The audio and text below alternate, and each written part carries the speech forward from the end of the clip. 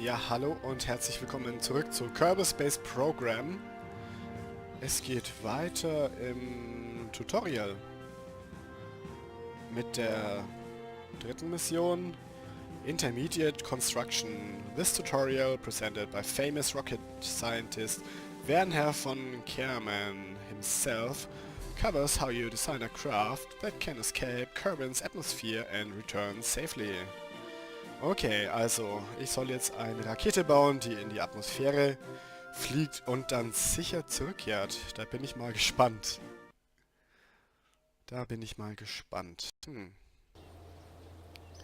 So, ich bin jetzt wieder hier. Da ist das Vehicle Assembly Building. Da soll ich es auch erstmal rein. Gut. Here we are again. Now to business. If you remember, in our last construction tutorial we covered how to build a simple hopper and some of the basics of the construction area. In this tutorial we will expand your knowledge of some of the more useful features in the vehicle assembly building, and we'll build a more complex craft that will be able to get us out of the atmosphere. Okay.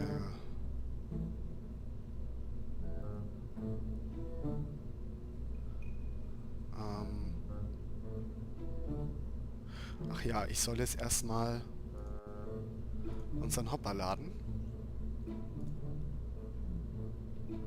Genau. Dann soll ich das Triebwerk entfernen. Gott.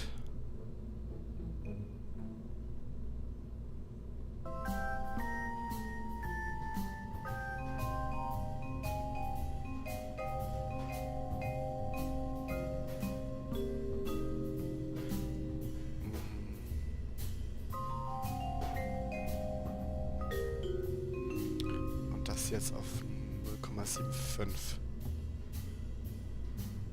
Das ist ganz rechts, okay. Und ich bin fast gewillt, die Musik auszuschalten. Aber es geht ja anscheinend nicht. Die Musik nervt mich ein wenig, weil die gerade vom linken Ohr zum rechten Ohr wechselt. Und das ist doch etwas Nerviges. Na gut, egal. Ah, geht hier nicht. Naja.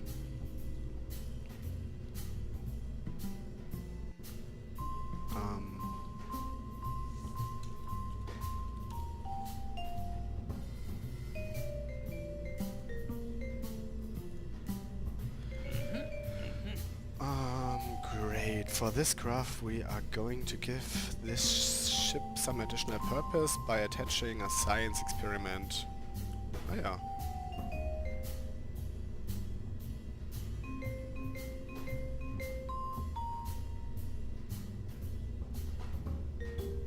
Ah, Science.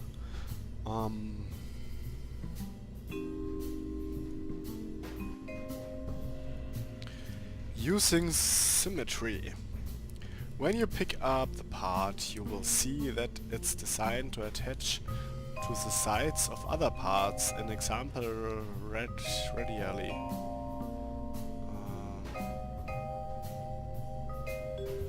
Okay. Ja. Wenn wir nur das anbringen, dann ist es halt unausgewogen. Und kippt wahrscheinlich zur Seite weg.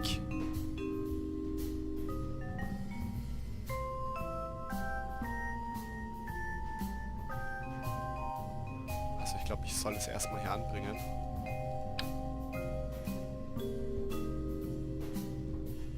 Huch, nee. Ach, das ist so ein kleines Teil hier. Okay. Das kann ich dann hier anscheinend irgendwie dran machen. Hä? Warte mal, wo soll ich denn jetzt draufdrücken? Okay, ich soll es erst aufheben. Ja, dann sehe ich das.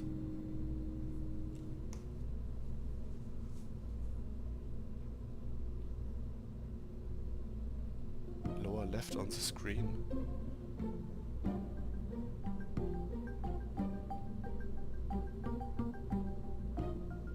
Das hier? Nee. Das hier. Na toll, hat natürlich eine andere Farbe, okay.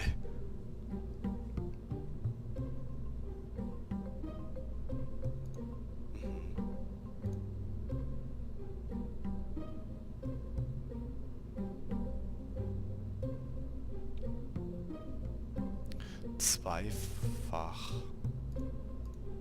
Hä, was sehe ich denn hier zweifach? Das hier oder was? Ah ja, jetzt habe ich 2 davon. Ah.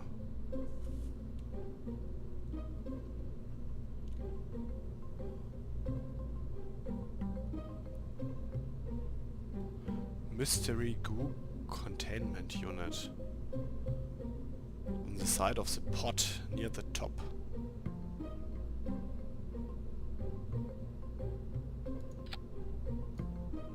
So hier. Aha.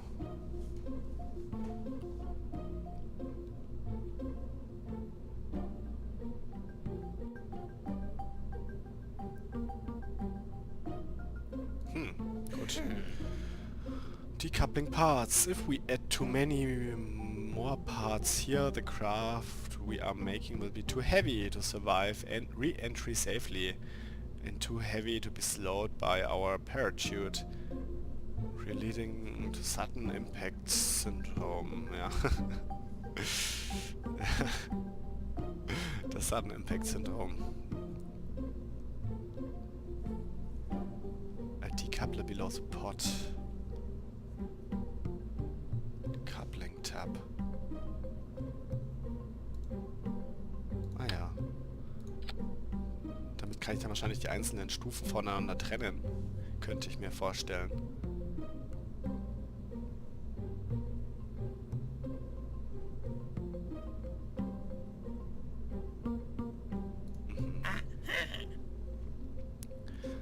Das heißt, wenn ich da jetzt eine Stufe dran mache, ein Triebwerk, dann kann ich das vielleicht damit abtrennen, könnte ich mir vorstellen.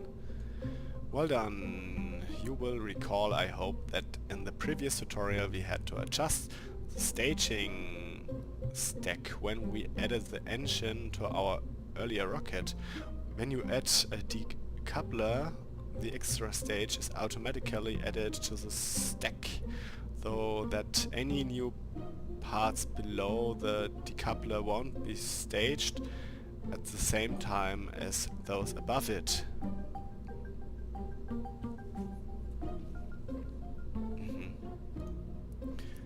Okay, jetzt Fuel Tanks. Ach nee, Fuel Tanks erstmal.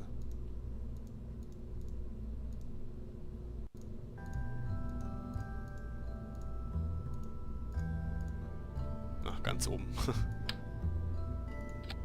Okay. 5 Stück davon. 2, 3, 4 und 5. Und dann brauchen wir noch einen Motor.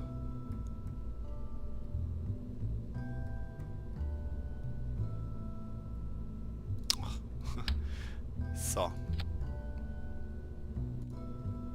Okay, adding fins for balance. Aerodynamic tab. Hier. Und die soll ich dann... 4 Wachen sind es 3 und damit habe ich jetzt 4. Die dann das wahrscheinlich ganz weit unten anbringen. Last Rocket Tank. Jo. Okay, ready to rock. Ja, das sieht doch schon mal vielversprechender aus. Und laufen die Kerbals rum. Okay, not any vessels you create here will be lost when you exit. This is just for playing around. Ja, ich glaube, wenn ich hier was speichere... Ja, ich kann hier gar nicht speichern. Dann ist es eh nur...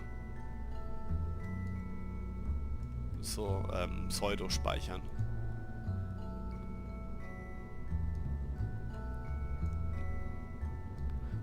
Okay, wow, wow, wow. Das sind jetzt alle Finnen, die es gibt. Ach du Scheiße. Ach du Kacke. Na gut, jetzt gehe ich ins nächste Tutorial wahrscheinlich. Und dann werde ich das Teil wahrscheinlich fliegen dürfen. Training.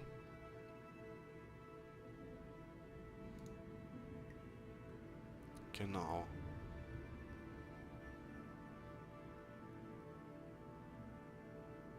Okay. Also, bringen. Oder zu, wie heißt der Planet? Kerbal, irgendwas? Oh Gott, das Ding wackelt schon rum hier. Hello again, glad you could make it back. Today we will take an exciting step, getting our first Kerbals into space. Yep, with a capital S. Hopefully you remember that the controls we discussed in the basic flight tutorial, but don't forget that you can always press escape and click the view key bindings button for reminder. If you're ready, let's get started. Okay, dann fangen wir mal an. Flight plan. Your mission today is to make a short suborbital, less than orbital flight out over the water to the east. It's a nice arsing path. Was heißt denn arsing? Keine Ahnung. That ensure a gentle, survivable re-entry. Straight up, then straight down is...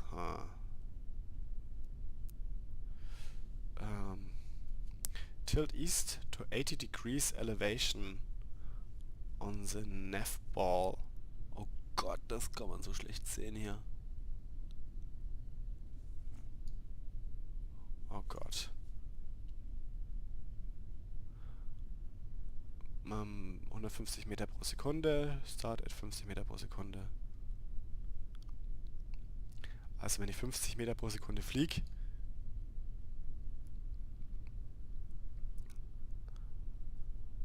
soll ich nach 80 Grad Ost drehen. Tilt east to 70 degrees on the nav ball by 400 meter per second. Start at 250. After burnout, coast up into space and have a look around. Prepare for re-entry. Lastly, re-enter and land safely. Oh Gott. Also erst 80 Grad Ost und dann 70 Grad Ost. Wo ist denn hier jetzt Norden und wo ist Süden? Und Heading. Ja.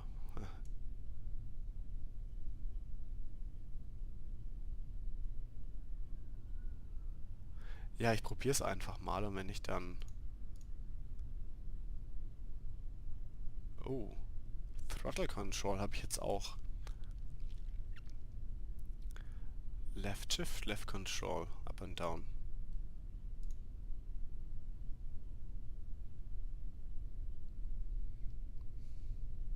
SAS stands for Stability Augmentation System, although Kerbal astronauts usually refer to it as Sickness Avoidance Scheme. Whatever it stands for, what it does is try to stop the ship from spinning around using the computer-controlled auto-torque drive compensator technology to counteract the rotation of the ship.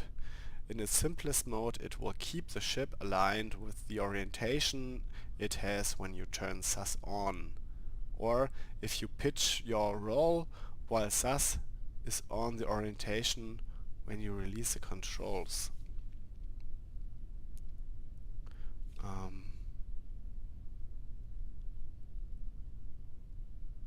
Okay.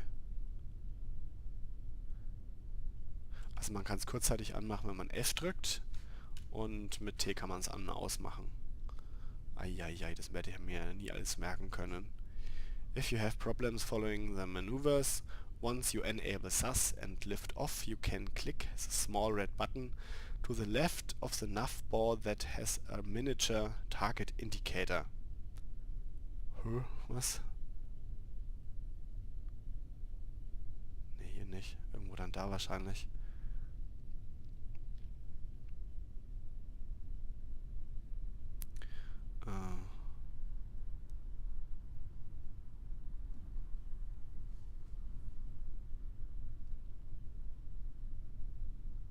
Okay.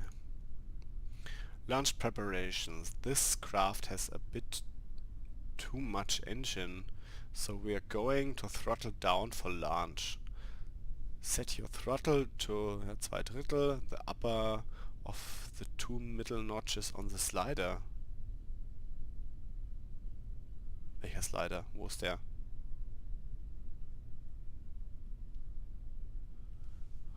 Also T.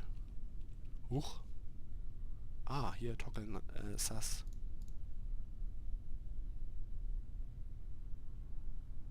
Anti-target, target, radial out, radial in, anti-normal, normal.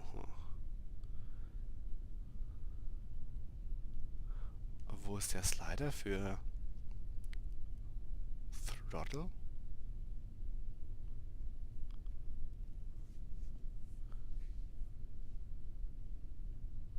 Ich sehe nichts.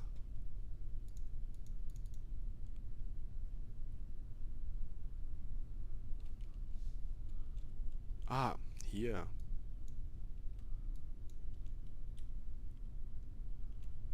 Okay.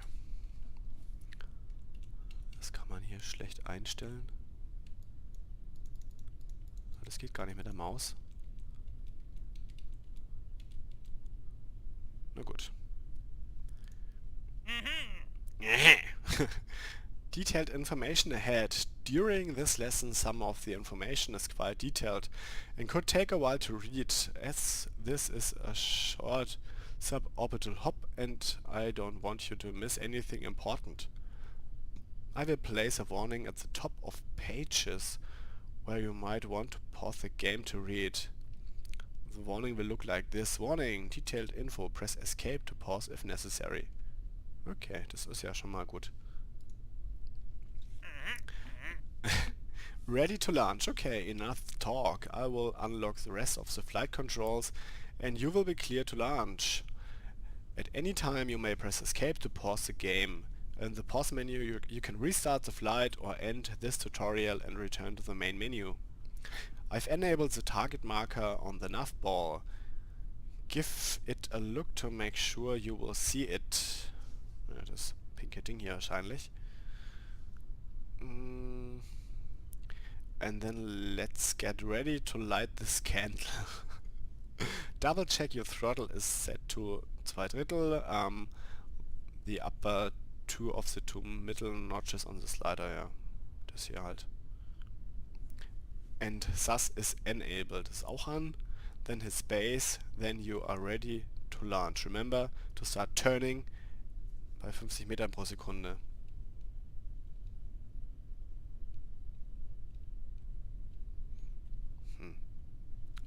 Nach 80 Grad Ost.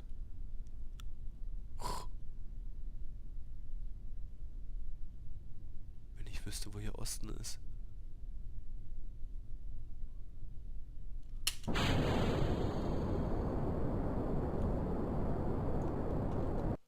Okay.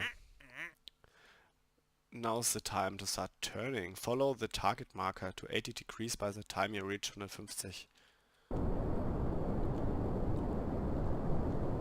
Okay.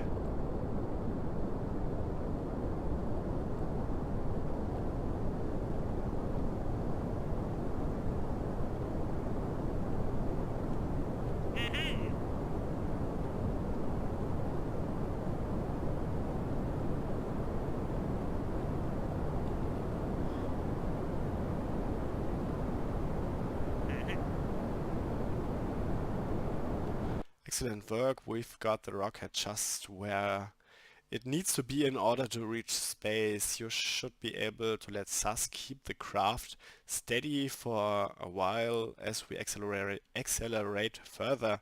Now go ahead and throttle up to full power. Okay. Go for throttle up. Wait.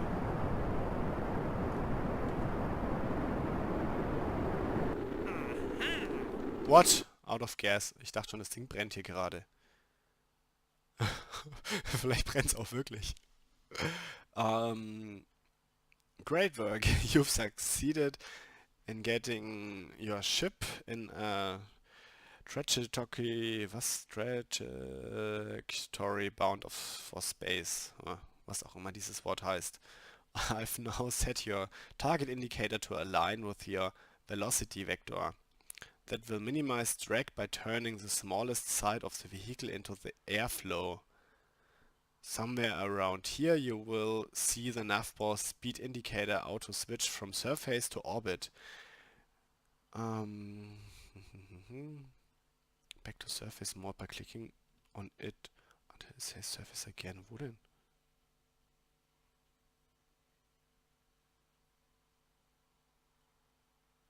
Hä?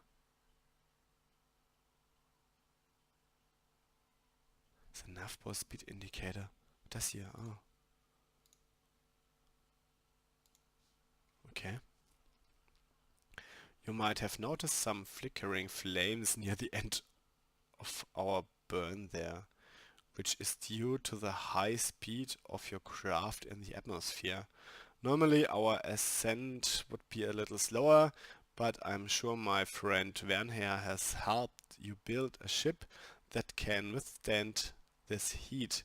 And besides this high and this slow, you will be fine.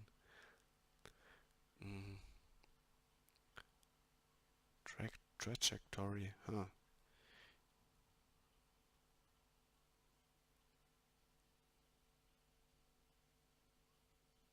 Okay, mit M kann ich auf die Karte schauen. Huch. Ah. Ich lande da mitten im Meer.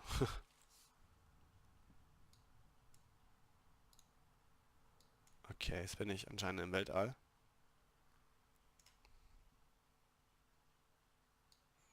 Darum ist es hier auch gerade ganz still.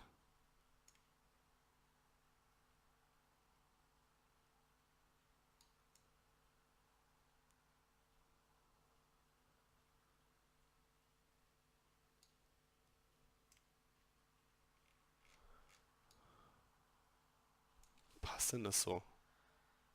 Ja.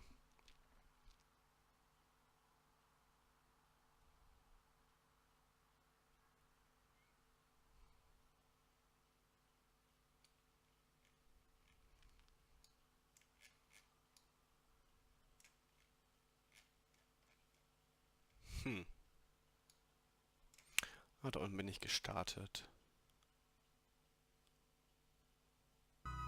Okay. What to do in space? While we float up here beyond the atmosphere, I will quickly tell you about a couple of things you can do. With an advanced enough astronaut complex in the KC, we can train our Kerbals to be able to spacewalk or EVA. Although we won't be doing that on this flight. Also when we are carrying science devices like our goo containers, we can perform experiments. Feel free to play with the goo canisters now by right-clicking on them. I will let you know when it's time for the next phase of the suborbital flight.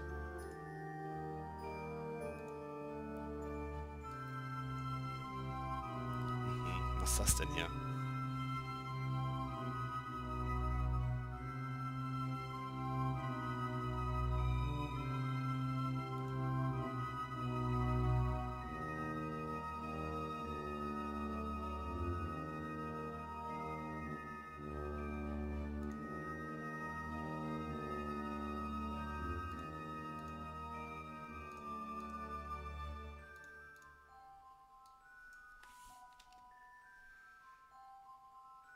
Verstehe ich nicht so ganz.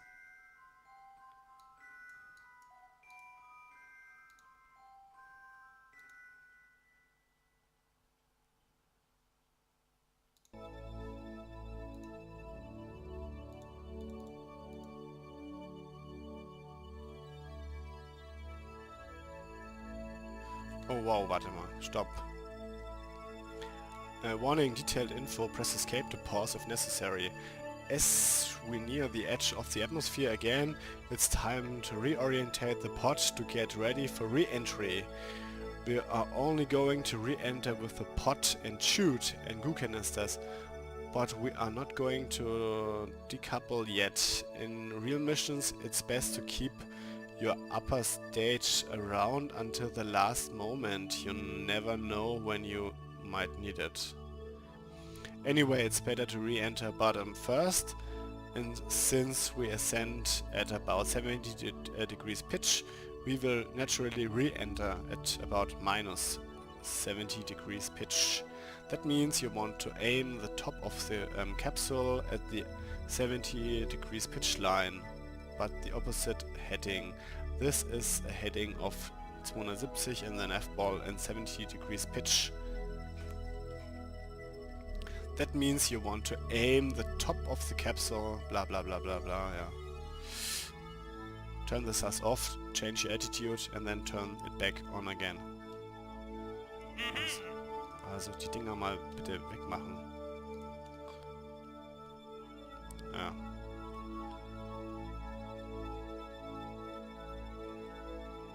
Warte mal. Ah! Nein! Nein! Wo muss ich denn jetzt 80?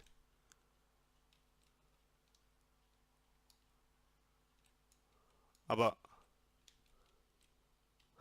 Scheiße.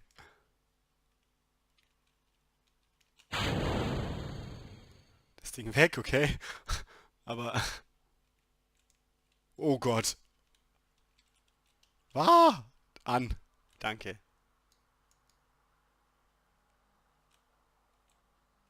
Ich weiß jetzt nicht, was hier das Richtige ist, wie ich gerade fliege.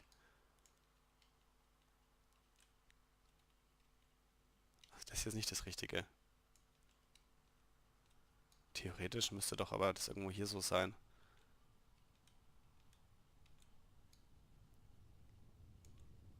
Da ist die 270 Grad Marke. Eigentlich müsste doch das hier das Richtige sein, oder? Oh Gott. Re-entry, detailed info. Press escape to pause if necessary.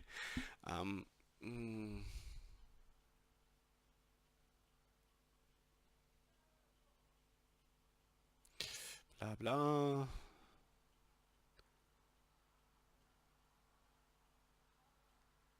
Okay, das Ding geht dann automatisch raus.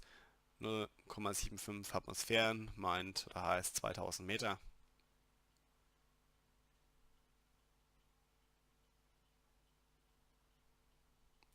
Okay, und dann sollte der das auch durchhalten.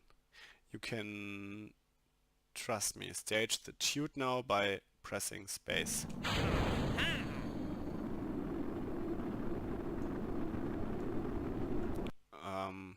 Ready to tute, yeah. Awesome. So while we set your tute to not actually semi-deploy until around 2 kilometer, we do look out for you at mission control. We do need to ensure that the opening height at second full deployment step is correct. Ah, das kann man da noch im Flug ändern.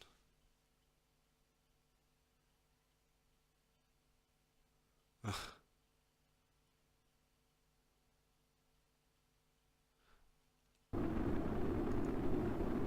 Ja, das passt ja.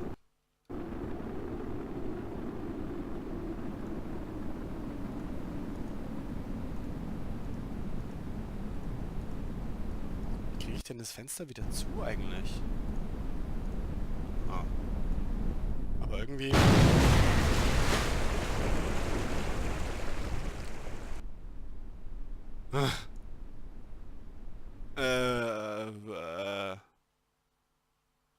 Okay, das probiere ich jetzt nochmal. Warum ist der nicht rausgegangen? Ich hab...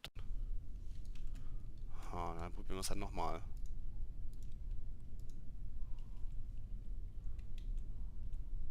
Okay.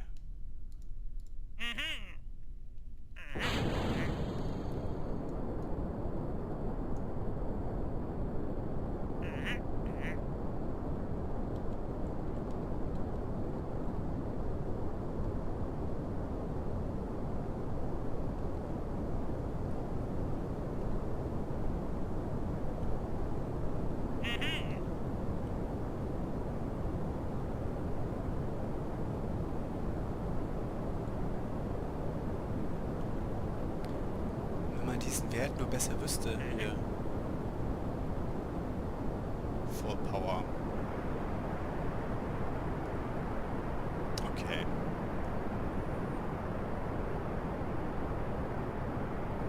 Also fliege nach 90 Grad Ost. Ah ja, das heißt einfach nur, wenn das so aussieht, dass der Treibstoff leer ist. Okay, ja, mit M kann ich die Karte anzeigen. Gut.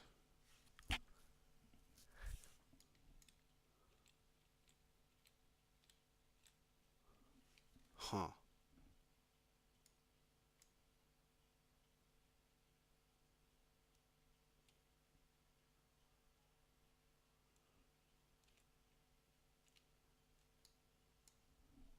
Ja, wenn ich wüsste, was jetzt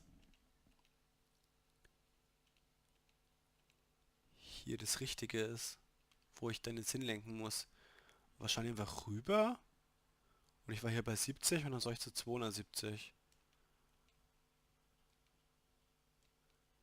Theoretisch. Ich meine, ich bin jetzt ja gerade im Weltall, also.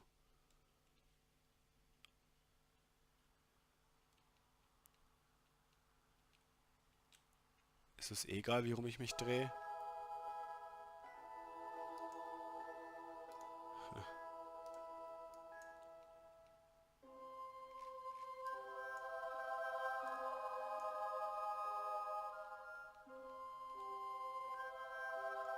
Aber irgendwie hält das Ding nicht immer ganz gerade. Das verstehe ich nicht so ganz. Das driftet hier immer wieder ab.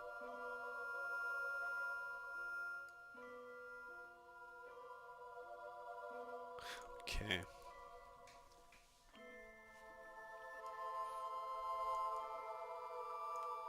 Ja, schon wieder. Ach nee, das Ding hat sich einfach nur bewegt. Das Blaue.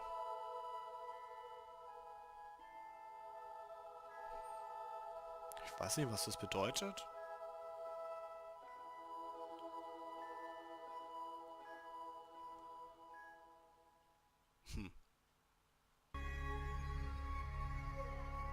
Genau, 70 Grad ist das, wo ich hin soll.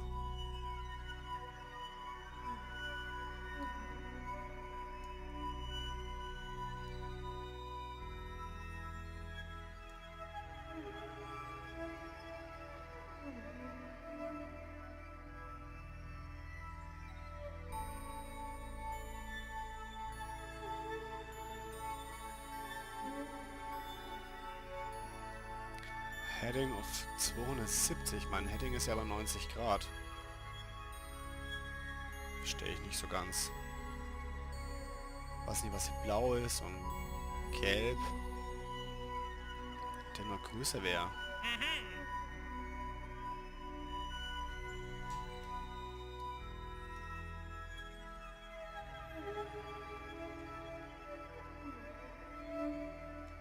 Okay. Stage.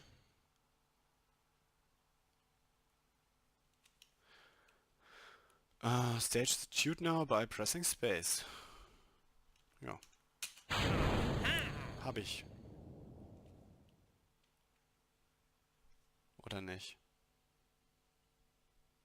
Ach so, ich hätte ja hier auch nochmal schauen müssen dann, ne? Wegen der Farbe. Aber ich hoffe jetzt mal, der ist jetzt draußen. Ich weiß es nicht. Jo.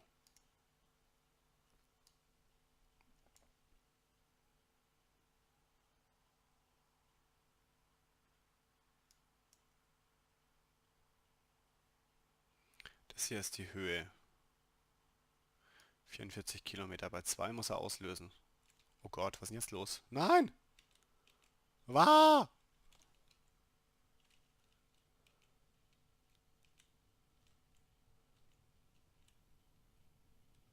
Ja, irgendwie so. Muss ich doch sein, oder? Ja.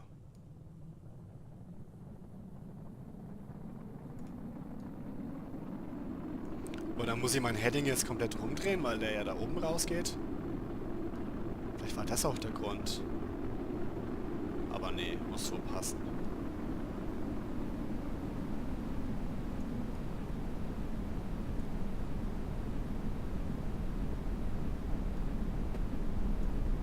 Der ist wieder nicht ausgelöst. Warum?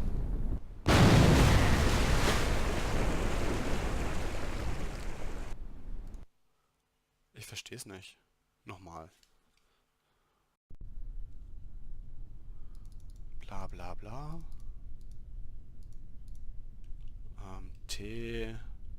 Throttle. Next. Next.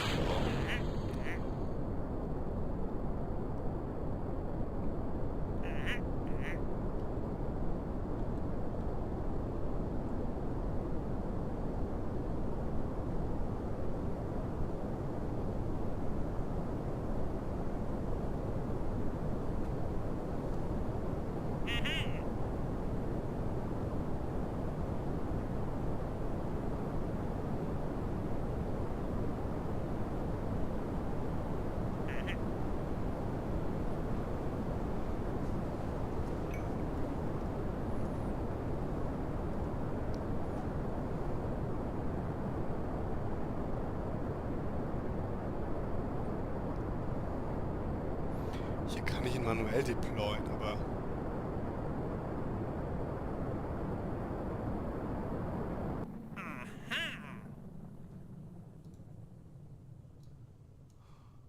Huh.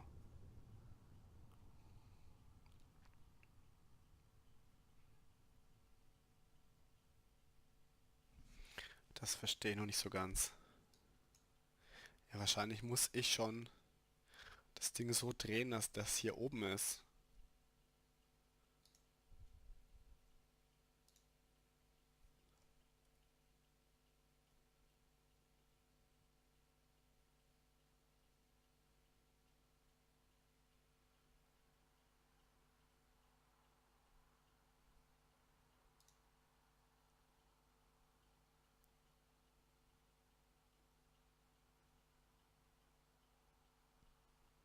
Weiß nicht, was das hier macht. Ah.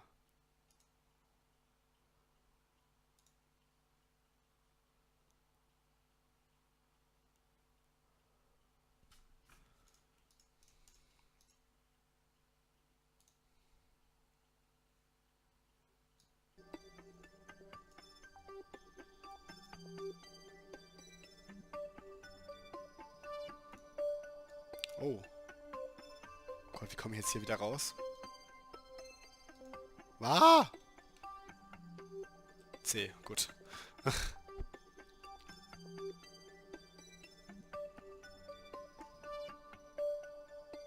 Ja, also jetzt könnte ich ihn theoretisch sogar deployen.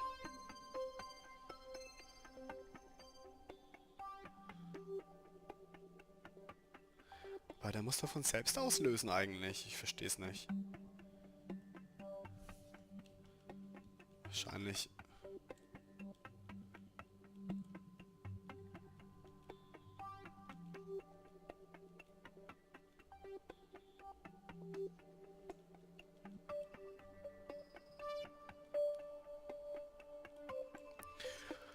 Okay, nochmal.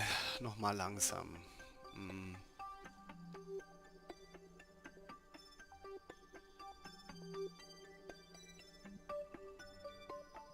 Bottom first, also mit dem Boden nach unten. Ja, das habe ich falsch gemacht. Okay.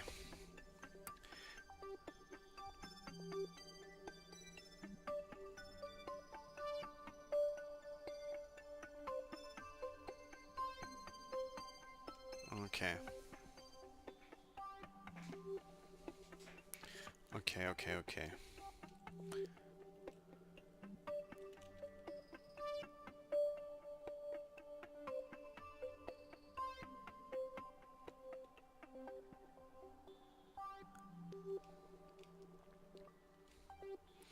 Also wieder bei dem Pinken hier. Und SAS an. Stabilize. Nice. Gut.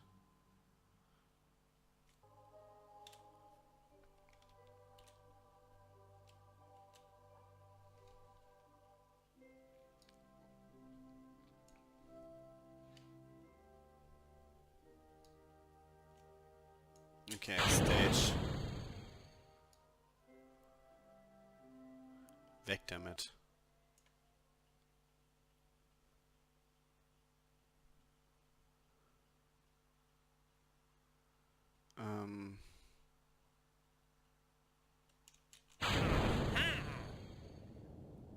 Safe to deploy risky. Ich war zu langsam wahrscheinlich, ja.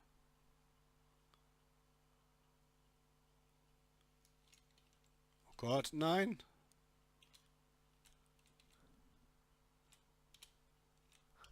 Fuck.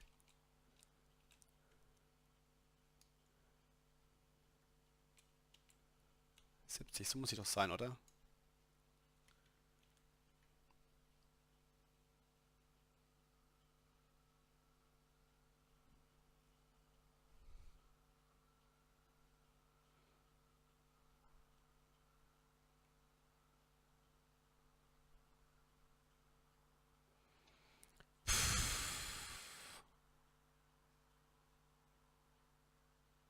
Triggered itself according to the settings we've chosen.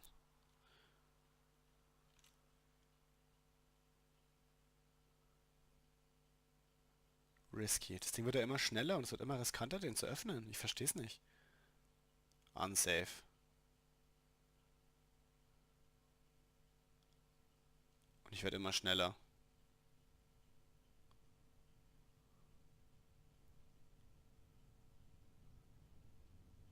Gut, ich komme jetzt langsam in die Atmosphäre, dadurch werde ich hier wieder verlangsamt.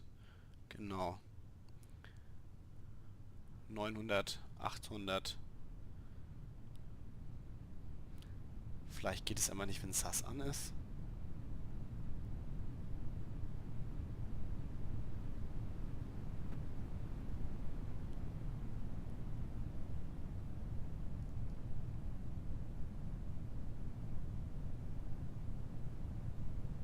Safe. Safe to deploy.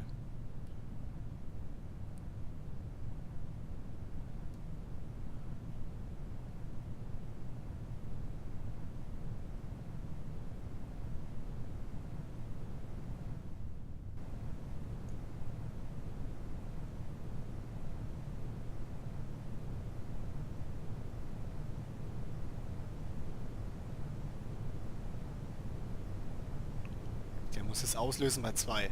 Macht er gut. Geht doch. Ja, ich habe das Ding falsch gedreht gehabt, deshalb wahrscheinlich. Okay. Okay. Also der löst in 2 Schritten aus. Einmal geht er so leicht auf und dann beim zweiten geht er ganz auf.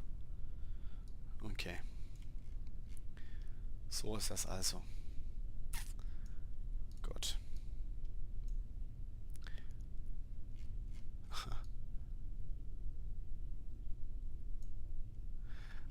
Alles klar, dann geht's mal noch weiter nach unten. 200 Meter. Kein Rettungsschiff da. Danke. Oh Gott.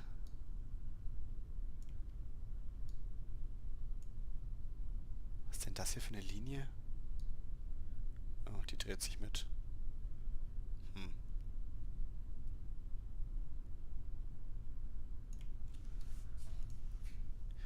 Mit 6 Metern pro Sekunde. Ist gar nicht mal so langsam.